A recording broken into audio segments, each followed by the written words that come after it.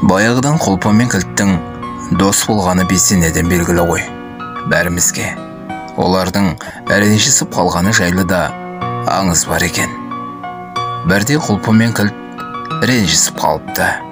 Жақынның өкпесі де қатты болады ғой. Олар бірін-бірі іштей кешіргенде шығар, бірақ бір-бірінен кешірім сұрауға арланыпты. Менсіз сенің тіліңді кім табар екен?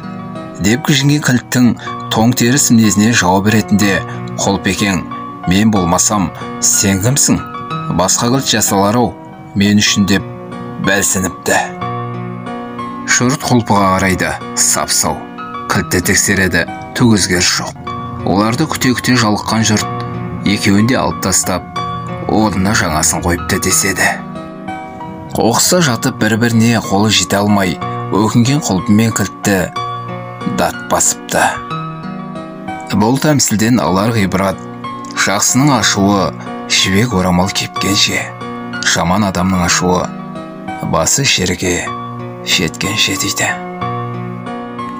Құрметті де қымбатты оқырмандар, бұл әңгіме тәмсіл әңгіме.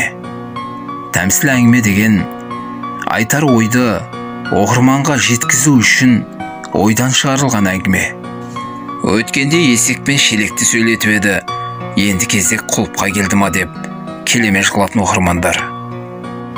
Қазақ айтады, ымға түсінбеген дымға түсінбейді деп. Сөз қадірін білетін оқырмандарымның арасында ондайлар жоқ шығар деп үміттенемін. Жүректердің кілтін таба білейік ағайын.